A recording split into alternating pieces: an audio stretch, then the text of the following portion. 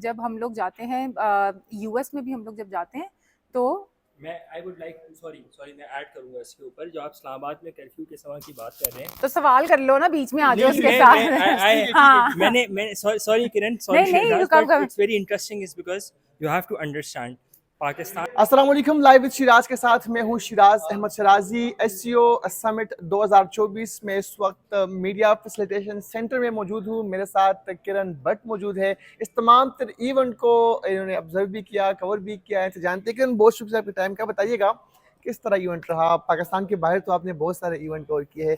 SCO summit 2024 Pakistan में international journalist यहाँ पर मौजूद थे, उनके हमरा आप थी, कैसा लगा आपको?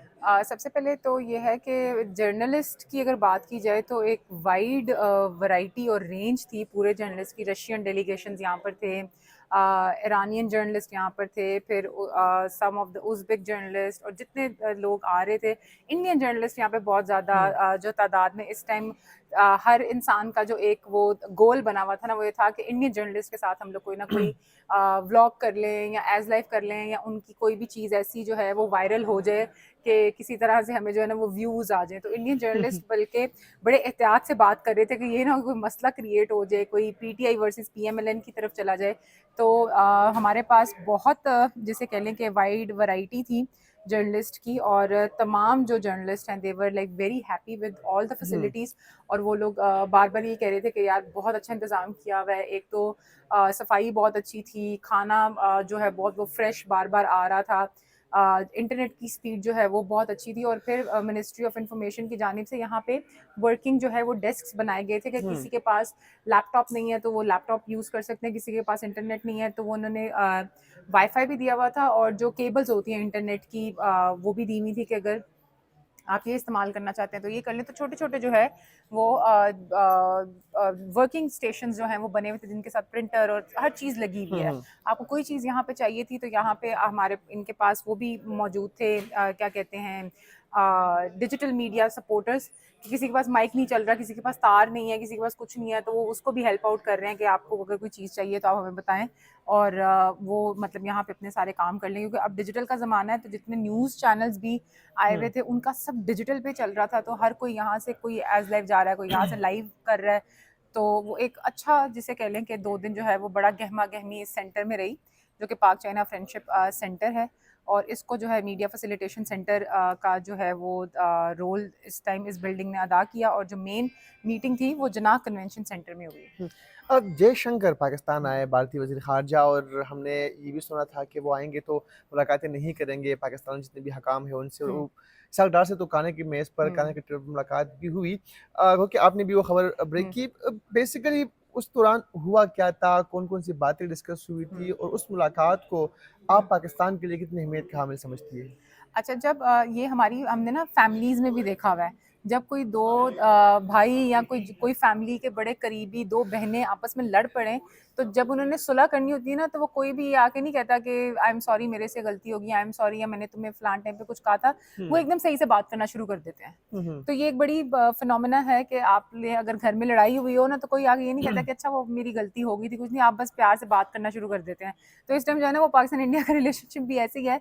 No one is addressing the elephant in the room, that is Kashmir. और किसी किस्म की कश्मीर पे कोई बात नहीं हुई, क्योंकि मल्टीलैटरलिज्म प्लेटफॉर्म था। तो बायलैटरल इश्यूज दोनों ने अवॉइड किए, और जिसे कहें कि जो एक मसले मसाइल वाली सारी चीज़ें होती हैं वो सब भूल गए एक दिन के लिए, कि बस अब हम लोगों ने अच्छे से जो है वो बातचीत करनी है। और दोनों जानिब से जो है उसको इश्यूज़ को जो है वो प्ले डाउन किया गया कि बिल्कुल ही कोई चीज़ डिस्कस ना हो। जयशंकर साहब के साथ जो उनकी खाने के मेज़ पे एक वीडियो वायरल हुई, और मतलब वो बड़ी गैर रस्मी सी एक गुफ्तगू में बैठे हुए हैं। तो वो एक आम ऐसी ही चीज़ है कि जैसे मतलब क्योंकि हम होस्ट कंट्री हैं, तो हमारा काम था हमारे फॉरेन मिनिस्टर का और प्राइम मिनिस्टर का कि सबके साथ थोड़ी थोड़ी देर बैठना, खाने की टेबल पे बातचीत करना कि अच्छा आपके लिए चीज़ें जो हैं वो ठीक थी, नहीं थी, आपको इंतज़ामात अच्छे लग रहे हैं, नहीं लग रहे। तो मेरा ख्याल है कि वो पाकिस्तान ने जो किरदार है वो बहुत अच्छे से निभाया। और हमारे जहन में एक वो जो है ना चल रही थी कन्फ्यूजन के हैंडशेक होगा, नमस्ते होगा, क्या होगा। तो वो जब जयशंकर साहब एंटर हुए तो पहले ही हमारे पीएम ने जो है वो हैंडशेक के लिए हाथ आगे बढ़ा दिया। तो दैट इज़ अ वेरी लेकिन उस पॉजिटिव वक़्त उनका स्टेप आल्सो। जो जयशंकर का जो एक हम देखें उसकी फेस की तरफ देखें हम्म। या उनके जो गेस्चर थे वो तो कुछ अजीब ही थे, यानी वो नाराज हो क्या रहे थे कुछ इस नहीं तरह। नहीं नहीं नहीं, ही वॉज नॉट नाराज। अगर आप उनकी फुटेज देखें, जैसे वो जहाज से उतरे थे, ही वो स्माइलिंग। उन्होंने नीचे उतर के अपने शेड्स चेंज किए, और फिर उसके बाद भी वो क्या कहते हैं, सुबह सुबह उन्होंने अपनी ट्वीट की तस्वीरें कि मैं मॉर्निंग वॉक के लिए जा रहा हूँ। इंडियन हाई कमीशन में उन्होंने पौधा लगाया वहाँ पे। काफ़ी मतलब सुबह के दिन उनकी एक्टिविटीज़ रही। अभी शाम में भी उन लोगों ने अपने सहाफ़ियों के लिए जो है वो इशाया रखा हुआ है, क्योंकि मिनिस्टर जो है वो ज्वाइन नहीं कर सके थे, बट इंडियन हाई कमीशन ने सहाफ़ियों को इनवाइट किया है जो इंडिया से आए हैं कि वो एक एटलीस्ट डिनर जो है उनके साथ करके जाएं। तो बहुत पॉजिटिव वाइब्स उन्होंने दी हैं। और जब वो मिल रहे हैं शहबाज शरीफ साहब से, आज सुबह जब वेलकम वो कर रहे हैं, तब भी स्माइल्स एक्सचेंज हो रही हैं। जब खाने के टेबल पे बैठे हुए तब भी दोनों मुस्कुरा रहे हैं, और जयशंकर साहब ज़्यादा मुस्कुरा रहे हैं। तो वो हमारा ये जो है ना, कई दफ़ा ऐसा होता है कि एससीओ समिट है, एससीओ समिट है, हम लोग उसको पाक इंडिया समिट में चेंज कर देते हैं। पाक इंडिया समिट जब होगा तब भी पूरी दुनिया को पता चलेगा कि कुछ हुआ है, क्योंकि वो इतनी आसानी से नहीं होगा। पर एससीओ समिट है तो बाकी जो ममालिक हैं उन पे भी मेरा ख्याल है कि लोगों को या जर्नलिस्ट को उतना ही ध्यान देना चाहिए जितना हम लोग इंडिया की तरफ देते हैं। क्योंकि अभी फ़िलहाल पाकिस्तान और इंडिया के रिलेशन अगर इंडिया के पर्सपेक्टिव से देखे जाएं तो इंडिया और कनाडा से ज़्यादा बेहतर है। तो वो क्योंकि कैनेडियन एक जो वाक़या हुआ उसकी वजह से सारी लाइमलाइट उधर चली गई।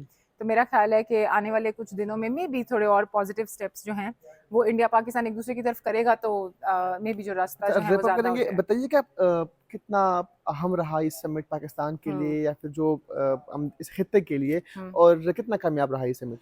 मेरा ख्याल है कि बहुत कामयाब रहा, क्योंकि सबसे पहले तो सब खैर आफियत से हो गया, किसी किस्म की कोई सिक्योरिटी लैप्स कहीं पे नहीं हुआ।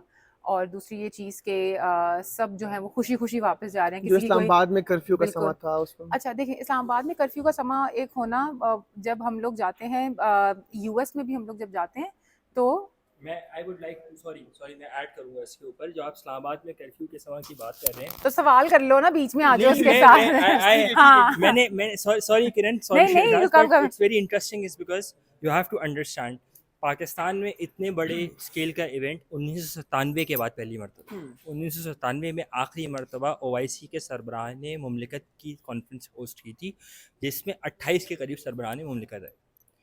1997 से लेके 2024 में बीच में वॉर ऑन टेरर आई, पाकिस्तान में दहशतगर्दी का राइज हुआ, बराबर में तालिबान आए गए फिर आ गए। ठीक है, तो आपको हालात बदलें। 24 साल में तो मैं और आप दोनों जवान हो गए, ठीक है, तो 27 साल में, 27 साल के हालात और अब के हालात में फ़र्क है। और desperate times calls for desperate measures. दुनिया भर में जब इतने बड़े बड़े इवेंट्स होते हैं, UNGA के टाइम पे आप देखें जब मूवमेंट्स होती हैं, पूरा जो वन मेडिसिन ईस्ट होती है वो बंद होती है, UN के सामने वाली बिल्डिंग। तो अब आप ये कहेंगे कि इसका मतलब ये कि वहाँ पर भी कर्फ्यू, न्यूयॉर्क में जिन लोगों की ज़िंदगी अजीरन बना दी, और कहाँ है इंतज़ामिया, और DC इस्लामाबाद को रिज़ाइन कर देना ऐसा तो नहीं करते ना। आपके इतनी बड़ी स्केल का इवेंट हो रहा है। 2004 में आपने सार्क समिट होस्ट की, 8 सरबराह मुमलिकत बशमूल पाकिस्तान के। 2012 में आपने D12 की समिट होस्ट की, 8 सरबराह हुकूमत बशमूल पाकिस्तान के, गोया 7 लोग मेहमान। इस बार कितने थे? 14 लोग थे, 14 मेहमान ग्रामी आए हुए थे। पाकिस्तान को मिला के 14 लोग, गोया 13 मेहमान ग्रामी जो कि सरबराह मुमलिकत या वज़रा ख़ारजा की सतह पर थे। एक फिर SCO रैट्स के एग्जीक्यूटिव डायरेक्टर, SCO के secretary general, SCO inter bank union के जो प्रेसिडेंट हैं वो आए हुए थे। उसके अलावा जो क्या कहते हैं एसोसिएटेड बॉडीज थे, SCO बिजनेस चेंबर के जो रेप थे वो आए हुए थे, और 1300 डेलीगेट्स थे इस वक्त। We're not talking about 1 or 2 guys जिसके लिए आपने पूरा शहर बंद कर दिया। 1300 डेलीगेट्स थे, 1286 के करीब, क्लोज टू 1300 डेलीगेट्स थे। ऑन टॉप ऑफ इट 200 के करीब इंटरनेशनल मीडिया था। ठीक है, 1500 लोगों में तो अच्छी कॉर्नर मीटिंग कर लेते हैं लोग यार। ठीक है, तो उसके ऊपर अगर इतना बड़ा आप एक इवेंट पुल ऑफ करना चाह रहे हैं 1500 लोगों पे, तो लोग कहते हैं जी आवाम के ठाटे मारता समुंदर आ गया। फ्लॉलेस इवेंट एक कर दिया, उस पर तो गवर्नमेंट को अप्रिशिएट करो। ये तो इतना तो बनता है यार। Thank you so much. Kiran हमारे साथ मौजूद थी, और अनस मलिक हमारे साथ मौजूद थे, और तमाम तर जो सूरत हाल है, जो इस जो समिट है उस पर भी उन्होंने बात की, और जो तनकीद की जा रही थी कुछ यूट्यूबर्स की जानिब से, कुछ सहाफ़ियों की जानिब से कि इस्लामाबाद में कर्फ्यू का समा है, तो उस पर भी अनस के जो रिमार्क्स थे वो आपने सुने। इसके अलावा समिट किस हद तक कामयाब रहा उस पर किरण ने अपना तज़किया दिया। पाक चाइना फ्रेंडशिप सेंटर से शहजाद अहमद शहजादी को इजाज़त दीजिए। अल्लाह हाफ़िज़।